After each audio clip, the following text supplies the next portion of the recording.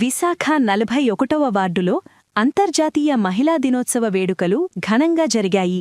Ward corporator కోడిగుడ్ల పూర్ణిమ, ward అధ్యక్షులు కోడిగుడ్ల శ్రీధర్ ఆధ్వర్యంలో జరిగిన వేడుకల్లో 400 మందికి పైగా మహిళలకు ఘనంగా సన్మానం నిర్వహించారు. సమాజానికి ఉన్న విద్యావంతులను అందించడంలో ప్రముఖ పాత్రను పోషిస్తున్న ఉపాధ్యాయులను సత్కరించారు. అలాగే వార్డు ప్రజల అవసరాలను తీర్చి తమ వంతు సహాయ సహకారాలను అందిస్తున్న ఆర్పీలు, వార్డు కార్యకర్తలు, నాయకులను ఘనంగా సన్మానించారు. సమస్యలను త్వరితగన పరిష్కరించడమే కాకుండా కష్టకాలంలో ఆదుకునేలా కృషి చేసిన కార్పొరేటర్ పూర్ణిమ సేవలను పలువురు కొనియాడారు. ఈ సందర్భంగా వార్డు అధ్యక్షులు శ్రీధర్ మాట్లాడుతూ, వార్డు పరిధిలో ఉన్న రక్షణగిరి ప్రముఖ పుణ్యక్షేత్రంగా భాసిల్లుతోందని, భవిష్యత్తులో మరింత అభివృద్ధికి తమవంతు కృషి అందిస్తామని తెలిపారు. క్యాన్సర్ వ్యాధి బారిన పడకుండా ఉండేలా బాలికలకు వ్యాక్సిన్ వేయించాలని తల్లిదండ్రులకు సూచించారు. ముఖ్యంగా వార్డు కార్యాలయం పక్కనే ఓ భవనాన్ని ఏర్పాటు చేసి అక్కడ ప్రజలకు వైద్యులు అందుబాటులో ఉండేలా చర్యలు చేపడుతున్నట్లు వివరించారు. కార్పొరేటర్ పూర్ణిమ మాట్లాడుతూ, నిత్యం ప్రజాసేవను విస్తృతం చేస్తామని తెలిపారు. ఈ సందర్భంగా కార్పొరేటర్ పూర్ణిమను మహిళలు ఘనంగా సన్మానించారు.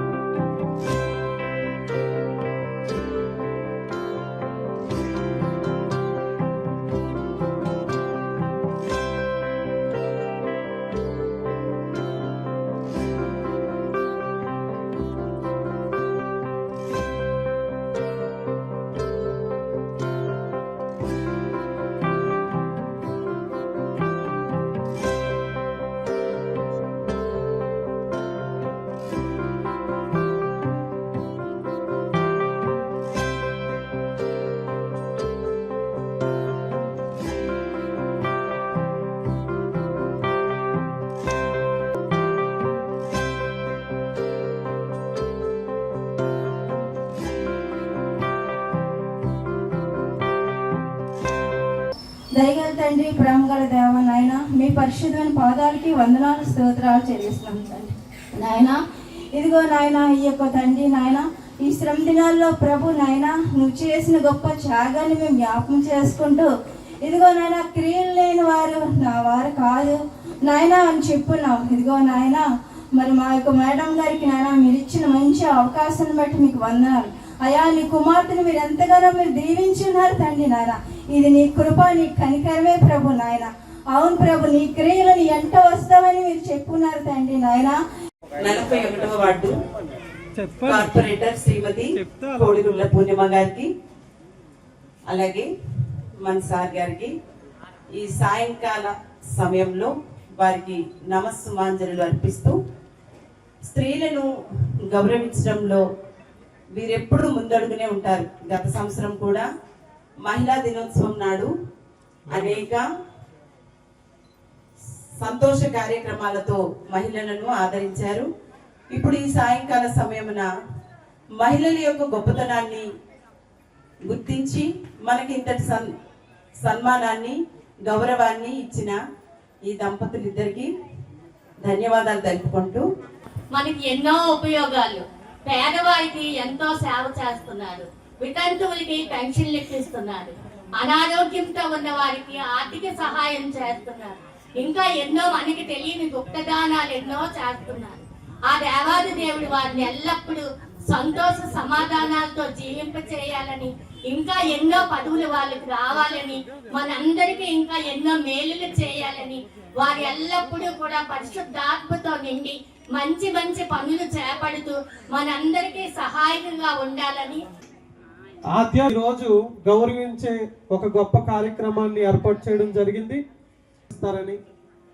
అలాగే మాకంటూ ఒక గుర్తింపు ఉంది, మేము చేస్తున్న, అలాగే సమాజం కూడా గుర్తిస్తుంది అనే తీసుకురావడానికి ఒక కార్యక్రమం ఏర్పాటు చేయడం జరిగింది. కానీ సన్మానిస్తారు. సార్ వచ్చినట్లు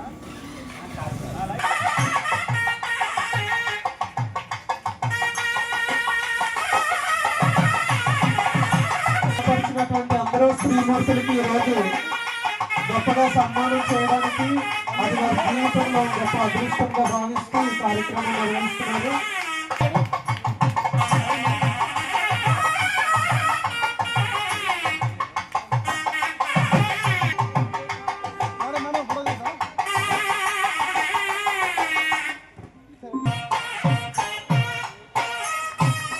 మరి ఎంతోమంది పిల్లలను ఉన్నత స్థాయికి నడిపించినటువంటి టీచర్స్గా కార్పొరేటర్ గారు మరి భావిస్తూ ఈ కార్యక్రమాన్ని ఏర్పాటు చేయడం జరిగింది.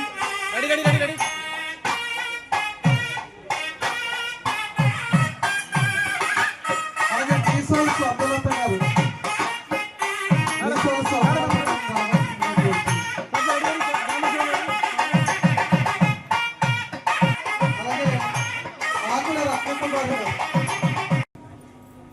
మీకు లేక కాదు, ఎవరికి లేక కాదు, అందరినీ గౌరవించుకోవడం మన సాంప్రదాయం.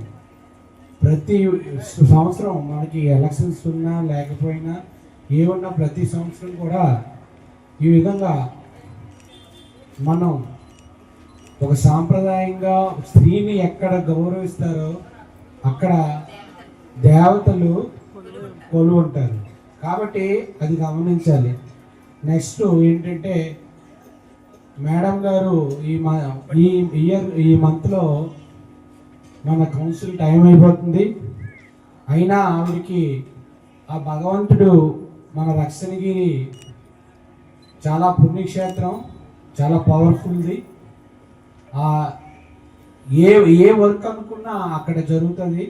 వెంటనే జగన్ గారు దగ్గర నుంచి ఆవిడికి మున్సిపాలిటీ అధికారిగా ఒక ప్రెసిడెంట్గా ఆమెను నియమించారు, డైరెక్ట్గా జిల్లా ప్రెసిడెంట్గా. అంటే మళ్ళీ జీవీఎంసీలో ఏం చేయాలన్నా ఆవిడికి 98 వార్డులకి హెడ్ అయ్యారనమాట. అయితే దేవుడు ఎలా జీవించాలో చూడండి. కాబట్టి మనం చేయవలసిన పనులు 14,50,00,000 ఇప్పటి వరకు అయ్యాయి. ఒక్క వర్క్ కూడా వేరే వాళ్ళు ఎవరు చేయలేదు. ఇప్పుడు వచ్చిన ప్రభుత్వం కూడా ఒక్క వర్క్ శాంక్షన్ చేయలేదు. ఎందుకంటే మేము ఎప్పుడు దిగిపోతామో వాళ్ళ పేర్లు పెట్టుకుందాం అని చూస్తున్నారు తప్ప మన జ్ఞానాపురం పరిస్థితి ఏంటి, పిల్లల పరిస్థితి ఏంటి, వాళ్ళు ఎలాగ అభివృద్ధి చేయాలి, పొల్యూషన్ ఏంటి, అవి ఏమి ఎవరికి లేదు. ఏదో వస్తున్నారు వెళ్ళిపోతున్నారు అది. కాబట్టి ఇవన్నీ మీరు గమనించుకొని ఒక నాయకుడు ముందున మోసేలాగా నడిపిస్తే మనం ఆ విధంగా వెళ్తాం అన్నమాట. అదేవిధంగా మనం కూడా ఒక నాయకుని ఎన్నుకునేటప్పుడు జాగ్రత్తగా ఆలోచించి ఆ రోజు 1000 రూపీస్ మీకు ఎంత ఒకసారి కూడా కాదు, అంత 1000 రూపాయల గురించి 5 ఇయర్స్ మనం ఇబ్బంది పడతాం. కాబట్టి ఇవన్నీ మీరు గమనించుకుంటారని కోరుకుంటూ, ఇంకో విషయం ఏంటంటే నేను మన కేంద్ర ప్రభుత్వం అసలు మేము స్టార్ట్ చేయాలి. అది ఏంటో మరి దేవుడు అది కూడా దీవించి, మరి మోడీకి క్రిస్టియన్స్ అంటే ఇష్టం ఉండదు. అయినా మోడీకి మరి ఆ దేవుడే చెప్పారో ఏంటో కానీ 14 సంవత్సరాలు దాటిన అమ్మాయిలకి ప్రతి ఒక్కరికి కూడా వ్యాక్సిన్ వేయించాలి. హెచ్పివి వ్యాక్సిన్ వేయించాలి. ఎందుకంటే చాలా మందిలో మీకు తెలీదు, హాస్పిటల్స్లో నేను చూశాను ప్రతిసారి ఏదో దీని గురించి వెళ్తున్నప్పుడు చిన్న పిల్లలకి 19 ఇయర్స్ 20 ఇయర్స్ మ్యారేజ్ చేసిన వాళ్ళకి 30 ఇయర్స్ లోపునే క్యాన్సర్ వచ్చేస్తుంది. ఆ వ్యాక్సిన్ 3 డోస్ ఉంటుంది. ఫస్ట్ డోస్ ఒకసారి వేస్తారు, సెకండ్ డోస్ 1 మంత్ తర్వాత వేస్తారు, థర్డ్ డోసు 3 ఇయర్స్ తర్వాత ఒకటి వేస్తారు. ఈ డోసులంతా కంపల్సరీగా మేము వ్యాక్సిన్ ఎప్పుడు స్టార్ట్ అవుతుందని చెప్పినప్పుడు ప్రతి ఆటో పెట్టి ప్రతి దగ్గర కూడా మేము చెప్తాం. ఈ విషయంలో మీరు బద్దకించకూడదని, మన పిల్లల భవిష్యత్తు మన చేతిలో ఉంది బట్టి ఇది లేడీస్కే కాదు జెంట్స్కి కూడా ఇద్దరికి కూడా ఈ వ్యాక్సిన్ వేయించాలి. ఎందుకంటే మ్యారేజ్ బిఫోర్ మ్యారేజ్ వేయించాలన్నమాట. మ్యారేజ్ అయిన తర్వాత ఇది పనిచేయదు. కాబట్టి ఆ వ్యాక్సిన్ గురించి మేము ఆల్రెడీ లెటర్ కూడా కలెక్టర్ గారికి అందజేసాం. అతి త్వరలో మన వార్డులో పెడతారు. ఒకవేళ వాళ్ళు ఏమైనా చేయకపోయినా నా సొంత డబ్బులతో అయినా కనీసం ఒక 100 మంది పిల్లలైనా నేను కాపాడుకుంటానని నమ్మకంతో నేనైనా వేయిస్తానండి. కాబట్టి ఎందుకంటే పిల్లలంతా ముద్దుగా పెంచుకుంటాం. ఆ అమ్మాయికి ఏమైనా అయిందంటే మనం ఎంత దాన్ని బాధ ఎవరు చెప్పలేం. కనుక మీరు అది మాత్రం ఎవరు మర్చిపోకండి. మీకు ఏమైనా ఎలాంటి విషయాల్లో డౌట్ ఉంటే మాకు చెప్తే మేము దాని గురించి ఒక ప్రోగ్రామ్ కూడా ఏర్పాటు చేస్తాం. మీరు దయచేసి ఆ ప్రోగ్రామ్స్కి మెడికల్ ప్రోగ్రామ్ అనేది కంపల్సరీగా రావాలి. ఎందుకంటే మెడికల్ ప్రోగ్రామ్ వస్తే మీకు ఏం ప్రాబ్లం ఉందో అది వెంటనే ఇమీడియట్గా తెలుసుకుంటే అది ఫస్ట్లోనే ఆఫ్ చేయొచ్చు. అది బాడీలో అంతా స్ప్రెడ్ అయిపోయినప్పుడు మనకి అది ఎన్ని ట్యాబ్లెట్స్ వాడినా మనకి అది పనికిరాదు అనమాట. కాబట్టి నేను ఇప్పుడు ఒక ఆఫీస్ కూడా అక్కడ పక్కన కడుతున్నాను. ప్రతి second Saturday 4th Saturday doctor ఉంటారు. ఫ్రీగా షుగరు అండ్ జనరల్ ఫిజిషియన్ వీళ్ళందరూ చూస్తారు. మెడిసిన్ కూడా మేమే ఇస్తాం. మీరు అది ఉపయోగించుకోమని కోరుతున్నాం. ఎవరు కూడా ఒక రూపాయి కూడా ఇవ్వవసరం లేదు. ఈ విషయం గుర్తుపెట్టుకొని ప్రతి ఒక్కరు కూడా ఇది మీరు అనుకొని మీరు కాకపోయినా కొంతమంది దగ్గర అమౌంట్ ఉంటుంది, ప్రైవేట్ డాక్టర్స్ దగ్గరికి వెళ్తారు. చాలామంది అమౌంట్ లేక చనిపోయిన వాళ్ళు ఉన్నారు. ఒక 5,000 10,000 లేక నాకు తర్వాత తెలిసిందన్నమాట ఆయన బతుకున్నాను. కాబట్టి ఇవి మీరు ప్రైవేట్ డాక్టర్ దగ్గరికి వెళ్ళినా మీ పక్కన ఎవరైనా పేదవాళ్ళు ఉన్నా వాళ్ళకి క్లియర్గా చెప్పి పలానా దగ్గర జరుగుతుంది మీరు చూడండి అని చెప్పి మీరు వాళ్ళకి చెప్తారని తెలియజేసుకుంటూ మీ అందరికీ మహిళలందరికీ నా